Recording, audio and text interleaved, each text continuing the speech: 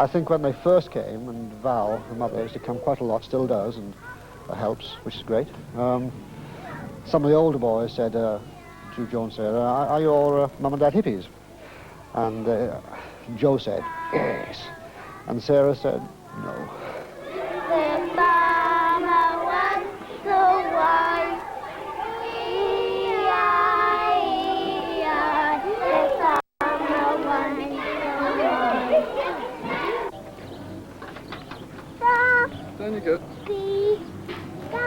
Although they're largely self-supporting, the work that they do brings them into contact with local people who at first regarded them with some suspicion, like local farmer Dudley Stammers.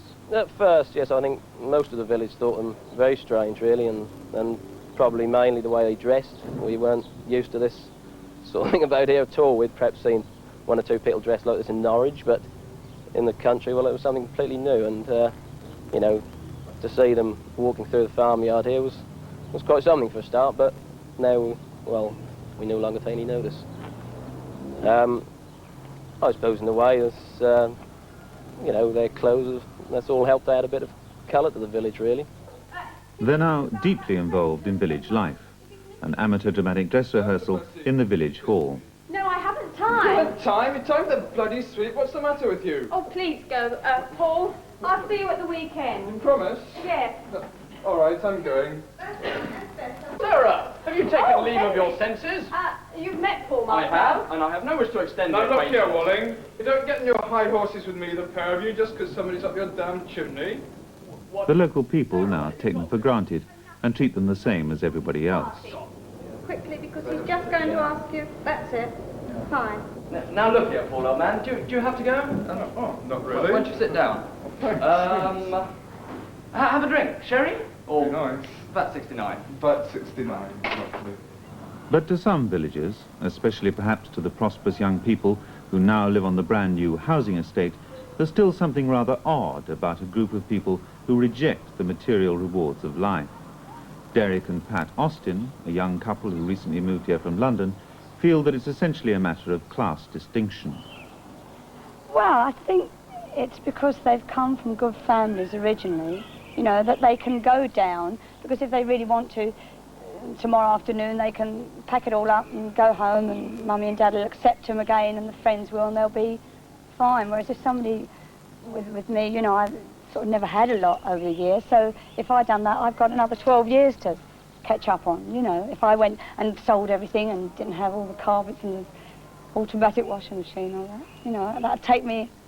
But do you think those things are important, the carpet and the automatic washing They are machine? to me, but I know they're not to the commune, you know, but they are, you know.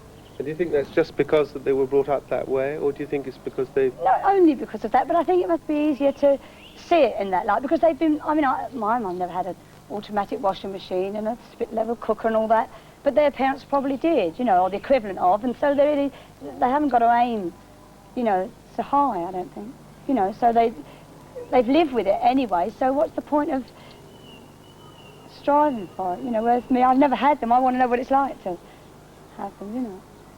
No. What do you think? Well, I think personally there's a time limit on that sort of life.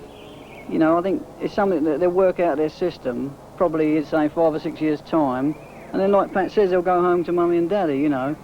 Not particularly Mummy and Daddy, but back to a normal way of living. You know, their what way we that call normal, you know. I think most of them I've met are usually professional people. They're either teachers or would-be lawyers and that sort of thing. And I think, as I say, it's just something they got in their system. They have to get it out. And this is their way of getting it out of their system, you know. I think they're very nice people. I mean, we get on great with them, you know. But when I first met them, I thought, oh, Christ, here comes another band of bomb lot, you know. But, you know, they're really nice people.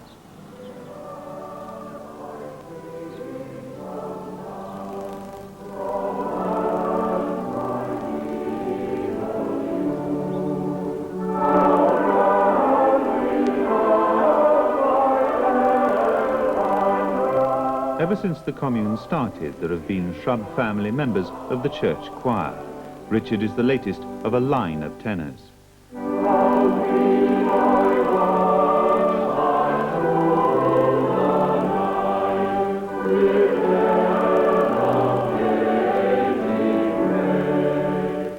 To To some people it might seem odd that such an unconventional group should win the respect of the church.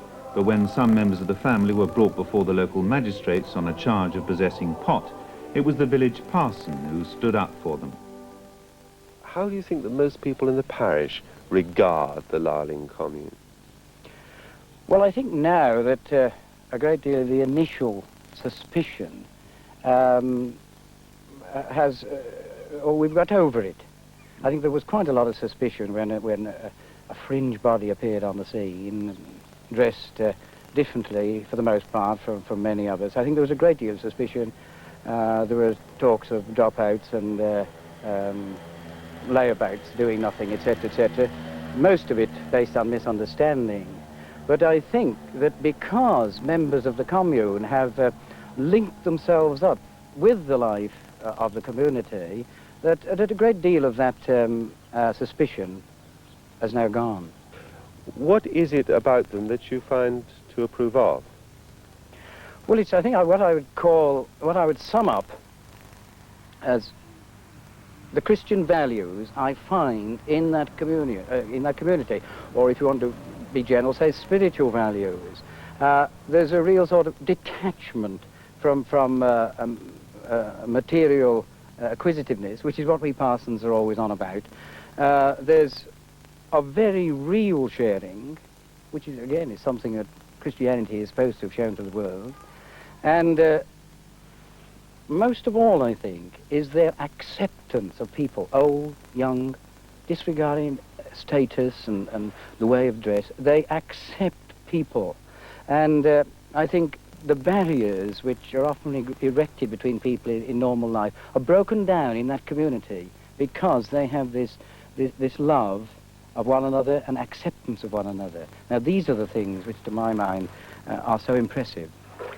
Working for one another, trying to find ways of living together, loving one another, are perhaps the most important things to the Shrubb family, far more important than chasing the things that money can buy.